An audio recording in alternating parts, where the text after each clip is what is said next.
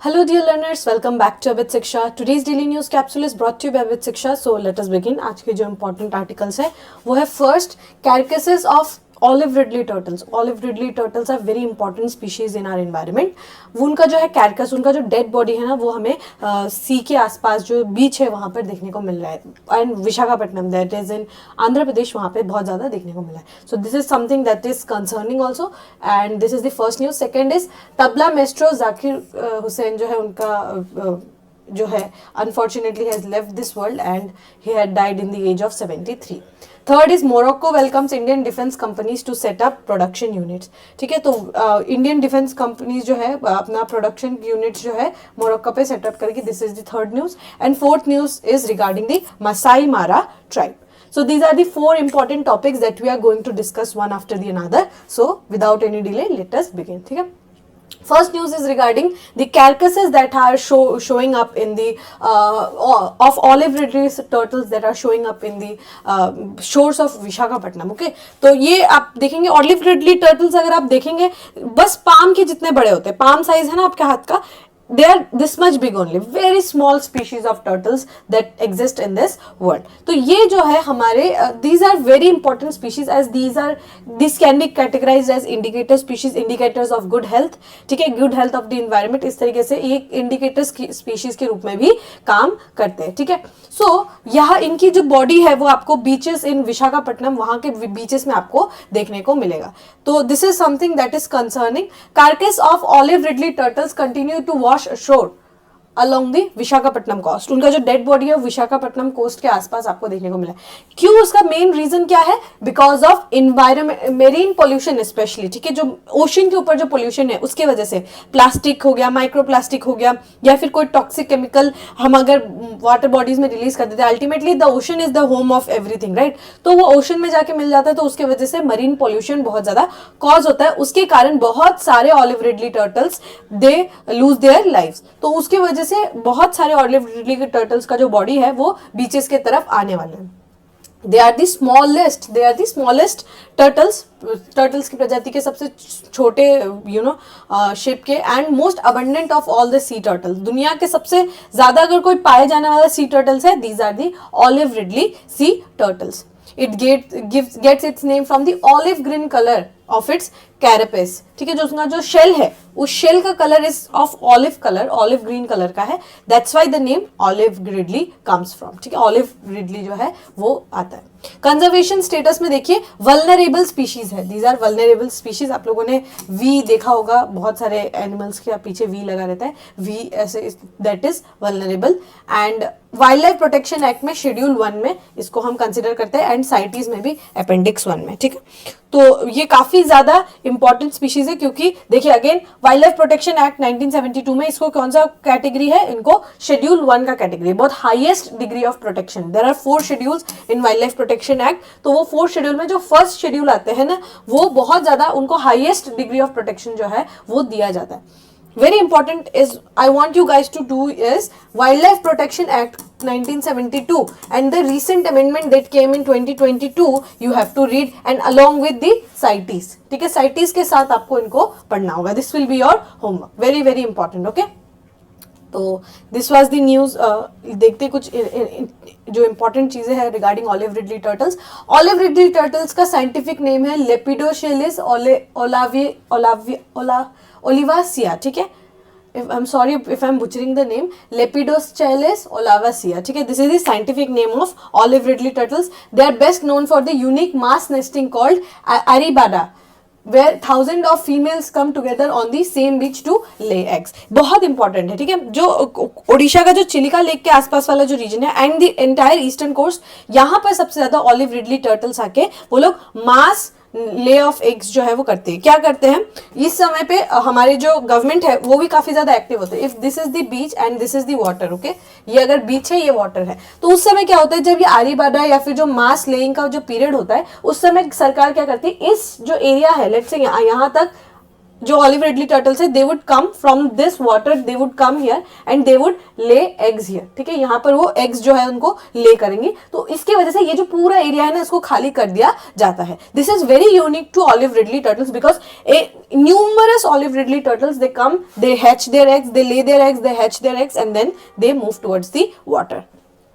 इसीलिए ये हमारे लिए बहुत ज़्यादा इंपॉर्टेंट है ताकि हम इसको कंजर्व करें, हमारे बीचेस क्लीन हो, हमारा वाटर क्लीन हो, ये सब होना बहुत ज़्यादा इंपॉर्टेंट है. वार्म वाटर्स में पाए जाते हैं, ठीक है, ये वार्म वाटर्स में पाए जाने वाले जीव है. Warm waters of Pacific, Atlantic and Indian oceans में ये पाए जाते हैं. Very very important. ओके, मैंने ओडिशा का नाम इसीलिए लिया था क्योंकि गहीर माथा वाइल्ड मरीन सेंचुरी जो है ये क्या है, सी टर्टल्स का जो सबसे बड़ा रूकरी है, ठीक है. Rookery is where this turtles come and मतलब ब्रीडिंग एनिमल्स जो है आके एक साथ अगर वो हैच करते हैं, दैट इज कॉल्ड अ रूकरी. तो ओडिशा का जो गहीर माथा मरीन सेंचुरी है, यहाँ पर olive ridley turtles and variety of other turtles they come and they hatch their eggs. इसीलिए गहीर माथा बहुत ज्यादा इंपॉर्टेंट आपका मरीन सेंचुरी है, where in it is in Odisha, ठीक है, ओडिशा में है, ईस्टर्न कोस्ट में है एंड बहुत ज्यादा ये इंपॉर्टेंट आपका लोकेशन भी बन जाता है, ठीक है. फीचर्स क्या क्या है, बहुत छोटे होते हैं, दीज आर ओनली, मतलब मैंने आपको बताया ना पाम साइज के होते हैं, सबसे बड़ा आपका हाथ में फिट हो सकता है, ठीक है. तो ये क्या है, बस 60 to 70 सेंटीमीटर्स इन लेंथ होता है और 35 to 45 किलोग्राम का इनका वेट होता है, ज़्यादा हैवी भी नहीं होते. मतलब they have 2 visible claws and paddle like flippers है उनके पास, जैसे नॉर्मली एक सी टर्टल का होता है. They are very important, they are omnivorous, ठीक है, ये बहुत प्लांट्स एंड एनिमल्स खाते हैं, ठीक है. दीज आर ऑमनीवोरस जो ऑलिव रिडली टर्टल्स है. और ये क्या करते हैं, ओपन ओशन जो है, ओपन ओशन को ये प्रेफर करते हैं, लेकिन अंडे देने के लिए ये बीचेस के पास आते हैं. These turtles spend their entire lives in the ocean and migrate thousands of kilometers between feeding and mating grounds in the course of a year, ठीक है. तो एक साल में ये लोग हजारों लाखों जो है एरिया को वो कवर करते हैं, बहुत हजारों किलोमीटर्स को ये लोग कवर करते हैं. एंड उसके बाद क्या करते हैं, कहीं कोई इनका स्पेसिफिक टाइम पीरियड होता है जब ये मीटिंग करते हैं, एक स्पेसिफिक टाइम, जैसे ये विंटर्स का ये जो समय है, इस समय इनका एक स्पेसिफिक टाइम होगा कि वो हैचिंग करेंगे, मतलब अंडे को ले करेंगे, ठीक है. तो ये उनका स्पेसिफिक समय रहता है. And these are very very important species of the entire marine ecosystem, ठीक है. पूरा मरीन इकोसिस्टम के बहुत ज्यादा इंपॉर्टेंट आपके स्पीशीज रहते हैं, इसीलिए इंडिया इनको प्रिजर्व ही करने का बहुत कोशिश करता है. एंड दिस, ये क्वेश्चन भी आया है ऑलिव रिडली टर्टल के ऊपर बहुत बार, तो मेक श्योर करिएगा कि अच्छे से इसको पढ़ के जाइएगा. ये एक दो सेंचुरीज के नाम इंपॉर्टेंट, जैसे यहाँ पे गहीर माता के बारे में हमने पढ़ा था, ठीक है. आरीबाडा, इसके बारे में भी याद रखिएगा, ठीक है. चलिए, नेक्स्ट न्यूज इज रिगार्डिंग पंडित जाकिर हुसैन, उस्ताद जाकिर हुसैन के बारे में. तो उस्ताद जी जो है कल अनफॉर्चुनेटली ही left this world due to this the issues, health issues of him. तो उनकी वजह से अनफॉर्चुनेटली ही लेफ्ट दिस वर्ल्ड. तो उनके बारे में हम जान लेते हैं. Tabla maestro Ustad Zakir Hussain died at the hospital in San Francisco. San Francisco इनको लेके गया उनको लेके हम उनकी फैमिली जो है लेकर गए. और उसके बाद जो है उनके मतलब उनको जो बीमारी था वो था इडियोपैथिक पुल्मोनरी फाइब्रोसिस, ठीक है. तो ये बीमारी था, उनके हार्ट का इशू है शायद ये कोई, तो ये उसके वजह से उनका जो है डेथ हो गया. इट 73 की उम्र के थे and you know he left this earth. He had been hospitalized for the last 2 weeks and was later taken in to the ICU as his condition deteriorated. तो इनका जो कंडीशन जो है और ज़्यादा ख़राब होते गया, बट ICU में लेके जाने के बाद उसके बाद फिर वो उनको सैन फ्रांसिस्को ले गए एंड अल्टीमेटली ये उन्होंने अपने प्राण त्याग दिया, ठीक है. उस्ताद जाकिर हुसैन जी के पास 4 ग्रैमी अवार्ड्स है, ठीक है, 4 ग्रैमी अवार्ड्स. और इस बार का भी जो ग्रैमी अवार्ड है ये भी जाकिर हुसैन जी को मिला गया, ठीक है. और 3 जो अवार्ड्स है, मतलब 4 में से 3 जो अवार्ड है, ये 66 ग्रैमी अवार्ड जो है ना 2024 में 66 ग्रैमी अवार्ड जो है, इसमें उस्ताद साहब को 3 ग्रैमी एक के बाद एक लगातार 3 ग्रैमीज जो मिले. ये इनका बैंड था, उनका बैंड का नाम क्या है, शक्ति, ठीक है. शक्ति जो बैंड है उनके ये पार्ट थे जिसमें शंकर महादेवन और बहुत सारे गिटारिस्ट, परक्यूशनिस्ट जो थे, परक्यूशनिस्ट बहुत सारे ऐसे थे. And he was one amongst the band. और बैंड को भी इस बार ग्रैमी अवार्ड जो है उससे सम्मानित किया गया. In his career spanning of 6 decades the musician worked with several renowned international and Indian artist, but It was his 1973 musical project with English guitarist. ये guitarist को भी इस बार जो शक्ति द बैंड में he was also the guitarist, John McLaughlin, violinist L. Shankar and percussionist Vikku Vinayakram that brought together the Indian classical element of jazz in a fusion hitherto unknown. ठीक है, तो ये जब उन्होंने 1973 में फ्यूजन के साथ इंडियन क्लासिकल को मिक्स किया तो उस समय उनका फेम जो है वो बहुत ज़्यादा इंक्रीज हो गया. The परक्यूशनिस्ट, India one of the most celebrated classical musicians, receive the Padmashri in 1998, Padma Bhushan in 2002 and Padma Vibhushan इन 2023. तो उनको बहुत सारे अवार्ड से भी सम्मानित जो है वो किया गया था. ठीक है, तो उनके बारे में ये इंपॉर्टेंट चीज़ें हैं. He has left the world in the age of 73. ठीक है, 73 की उम्र में इन्होंने जो है देह को त्याग दिया. ठीक है, पर यहाँ obviously because his contribution in the field of art and field of music and artistic genre in general is very very high, and सबको उनको याद रखेंगे as a person with so much talent and who took the Indian classical music into the greater heights in the international level में लेकर जाने के लिए उनके जो है contribution को पूरा दुनिया याद रखेगा हमेशा हमेशा के लिए. ठीक है, so this was the news. We can move to the next news. The next news is Morocco welcomes Indian defense company to set up production. तो यहाँ पर क्या है कि मोरक्को और इंडिया जो दोनों देश हैं, एक अफ्रीका का देश है एंड एक जो है एशिया का देश है, दोनों कंट्रीज जो है काफ़ी ज़्यादा सिविलाइजेशनली अगर आप देखें they are very very old countries. They date back to I don't know, बहुत पुराना जो है इनका संबंध है दोनों देशों का, मोरक्को का भी और इंडिया का भी. एंड इन सम वे और the other we were connected throughout the history of the time, and we had a very great relationship with Morocco. Morocco जो देश है वहाँ पर और वहाँ पर they want us and we also want to increase the engagement in Africa, especially in Northern Africa, and वहाँ पर से हमें and they also want कि इंडिया जैसे एक बड़ी कंट्री, एक बड़ा सा देश जो इतना a growing country, a growing economy should invest in Morocco and vice versa. Both the countries with benefit, mutual benefit जो है दोनों countries एक साथ शेयर करेंगे. इसीलिए मोरक्को जो देश है वो चाहता है कि इंडिया जो है प्रोडक्शन यूनिट वहाँ पर मोरक्को देश में बनाए. ठीक है, Morocco is an emerging springboard of India's ambitions to expand its footprint in Africa for defense exports. ठीक है, तो डिफेंस एक्सपोर्ट्स के लिए मोरक्को जो देश है हमारे लिए one of the important countries में एक काउंट जो है वो किया जाता है. एंड इंडिया का क्योंकि एम्बिशन है कि वो अपना स्ट्रेंथ जो है वो इंक्रीज करना चाहता है इन द अफ्रीकन नेशन, तो Morocco is one among those countries and you will see the pattern. Okay, Nigeria में हम गए थे. ठीक है, and we had a lot of visits in Nigeria also. Nigeria में उनको अवार्ड भी मिला, हाईएस्ट ऑनर जो है, अवार्ड ऑफ ऑनर जो है उनको दिया गया in Nigeria. Now we are having talks with Morocco. Earlier we had talks with Algeria. So these are the countries जहाँ पर हम अपना इन्फ्लुएंस को बनाना चाहते हैं, एंड इन्फ्लुएंस को जितना हम बेटर स्ट्रॉन्ग करेंगे that will be beneficial for us and for Africa also. And we being the voice of global south, it will obviously have an impact on the countries and countries work for global south. India wants to be the leader of global south. India wants to be the Vishwaguru, and this in this way we can expand our horizons also, and we can expand the friendship that we have in Africa. And Africa continent as a whole, they don't they feel that India is one of their friends, be it any country of any part of South African continent. They feel that India is one of the good friends that can stay in the worst places also, in worst situations they can rely upon India. तो India के लिए बहुत important जो है ये इस समय, if they can harness this situation और अपना if we make it in a better way और अपना रिलेशनशिप को स्ट्रॉन्ग करे, स्टेबिलाईज करे, तो हमारे लिए बहुत ज़्यादा अच्छा रहेगा. रिजल्ट्स हमें बाद में फ्रूटफुल रिजल्ट जो है, because these are not short term relationship that we are trying to build. We are trying to build a very long term एक रिलेशनशिप जो है हम बनाना चाहते हैं. तो इसके लिए काफ़ी ज़्यादा इंपॉर्टेंट रहेगा.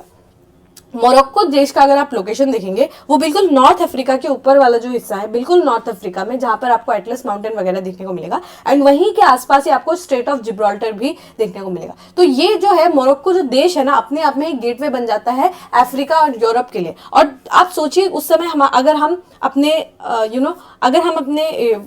मोरक्को के साथ और बढ़िया फ्रेंडशिप अगर हम करते हैं, then that will open up our market for Europe also. तो ये हमारे लिए बहुत ज़्यादा इंपॉर्टेंट रहेगा कि हम वहाँ पर एंगेजमेंट जो है अपना इंक्रीज करें। Europe for Indian companies, Abdellatif Laudi, Morocco's minister delegate to the head of government in charge of administration and of national defense, they said that they would like to order state of the art environment, zero bureaucracy and portability Indian defense portability for Indian defense companies. If they want us कि हम जो है वहाँ पर production unit जो है defence production unit in Morocco हम setup करें, they want us to set up there. The seminar, ये जो सेमिनार हुआ है, ये seminar not only have an impact on both the countries, but ये जरूर दोनों जो इमर्जिंग कंट्रीज है, दोनों इमर्जिंग इकोनॉमिक्स का स्ट्रेटेजिक कोऑपरेशन के रूप में काफी इंपॉर्टेंट रहेगा। और दोनों जो इमर्जिंग इकोनॉमिक्स है ये दोनों बहुत अच्छे से अलग अलग सेक्टर, जैसे in this case it is the defence sector, तो डिफेंस सेक्टर में हम काफी अच्छे तरीके से कोलैबोरेट जो है वो कर पाएंगे। ये सेमिनार बहुत बहुत ज्यादा इंपॉर्टेंट रहेगा। अगर आप देखें मोरक्को और इंडिया के बीच में हमारा जो बायलैटरल ट्रेड है ना, ये अप्रोक्सीमेटली $4.1 बिलियन था with major exports from India. India ही ज्यादातर एक्सपोर्ट करता है, जैसे refined petroleum, vehicles and other chemicals जो है वो भी हम इंडिया से बेचते हैं। India is the largest buyer of phosphate from Morocco. Morocco जो देश है ना, वहां से फॉस्फेट इंडिया में मंगाते हैं। एंड इंडिया जो है ये जो $4.1 बिलियन का जो रिलेशनशिप है, इसमें इंडिया इज द एक्सपोर्टर। ठीक है, हम इंपोर्ट कम करते हैं मोरक्को से, लेकिन हम एक्सपोर्ट ज्यादा करते हैं। अगर आप देखिए की एरियाज ऑफ कोलैबोरेशन हमारा मोरक्को जो देश है उसके साथ क्या क्या है। मोरक्को का ज्योग्राफिकल पोजीशन तो मैंने आपको बताया, जिब्राल्टर के बहुत पास है, तो यूरोप और अफ्रीका को कनेक्ट करता है। ठीक है, तो वो एरिया में हम जरूर हिट कर सकते हैं। स्ट्रेटेजिक पॉइंट है क्योंकि वहां से आपको यूरोप का एंट्री मिलेगा, तो ये काफी इंपॉर्टेंट रहेगा। The partnership between India and Morocco spans various critical areas, बहुत सारे क्रिटिकल एरियाज में एक्सपांशन है। जैसे सबसे इंपॉर्टेंट तो हार्ड पावर में डिफेंस और मिलिट्री कोऑपरेशन जो है ये तो है ही, और हमारा मोरक्को के साथ जॉइंट मिलिट्री एक्सरसाइज भी होता है, इंटेलिजेंस शेयरिंग भी हम करते हैं, जो रीजन का सिक्योरिटी है वो भी हम प्रोवाइड कराना चाहते हैं, and terrorism and maritime safety तो है ही है। ठीक है, the realm of food and health security, हाँ ये बहुत इंपॉर्टेंट है। ठीक है, हमारा जो एग्रीकल्चर प्रोडक्शन होता है ना, वो भी हम बहुत ज़्यादा एक्सपोर्ट करते हैं, एंड एग्रीकल्चर के जो फील्ड है वहाँ पर भी हम बेटर कोलैबोरेशन हम चाहते हैं। We expect a better collaboration with your Morocco. ठीक है, मोरक्को हमें फॉस्फेट क्योंकि देता है, एंड फॉस्फेट आपको पता है एक बहुत इंपॉर्टेंट फर्टिलाइजर का हिस्सा है। सो इवन दो हमें बहुत सारा तो नहीं, लेकिन majority of the phosphate comes from Russia, लेकिन वहाँ से ना आते हुए भी Russia and other Ukraine countries जो है वो हमें फॉस्फेट देते हैं। लेकिन we can diversify our palette, right, कि हम मोरक्को या फिर कोई और देश में हम लोग फॉस्फेट ढूंढे, because it is fertiliser ultimately, तो फर्टिलाइजर शॉर्टेज ना हो, इसीलिए ये बहुत इंपॉर्टेंट रहेगा। फॉस्फेट का एक्सपोर्ट जो है ये बहुत ज्यादा इंपॉर्टेंट है फ्रॉम मोरक्को टू इंडिया, हम फॉस्फेट सबसे ज्यादा उनसे खरीदते हैं। एनर्जी ट्रांजिशन एंड सस्टेनेबिलिटी के लिए बोथ कंट्री जो है, हम दोनों कंट्रीज जो है रिन्यूएबल एनर्जी के तरफ जो है हमारा दोनों देशों का झुकाव है। Morocco aims to lead Africa in a green energy while India seeks to expand the global sustainability footprint, fostering mutual benefits and aligning with broader environmental goals. तो हमारे काफी ज्यादा सिमिलर गोल्स है। मोरक्को चाहता है कि वो ग्रीन एनर्जी को अफ्रीका को लीड करे, इंडिया चाहता है पूरा ग्लोबल वर्ल्ड में जो है सस्टेनेबिलिटी जो है वो इम्प्रूव हो। तो दोनों के एम्स काइंड ऑफ सिमिलर ही है, एंड वहां पर भी हम बहुत ज्यादा वर्क जो है वो कर सकते हैं, एंड स्पेशली जो है इंटरनेशनल सोलर अलायंस, यहाँ पर हम सबसे ज्यादा काम कर सकते हैं। ठीक है, साहिल रीजन में वैसे भी बहुत धूप पड़ती है, तो वहां पर हम ऑब्वियसली इंटरनेशनल सोलर अलायंस में हम कोलैबोरेशन जो है वो कर सकते हैं। ठीक है, next is regarding this picture, you can see this is the Masai Mara tribe of Kenya. Okay, Masai Mara tribe जो है ये अपना every year they kind of celebrate their own Olympics, Masai Olympics जो है जिसको हम कह सकते हैं। तो ये Masai Mara की कम्युनिटी के जो लोग हैं अपना खुद का जो है एक ओलंपिक्स के रूप में खेलते हैं। पहले ये ओलंपिक्स में क्या हुआ करता था कि they used to kill Lions. ठीक है, लायंस को वो किल किया करते थे, लेकिन अब क्योंकि they are not able to kill lions and because of the safety concerns they play other games, like in this picture you can see they are playing high jump, right.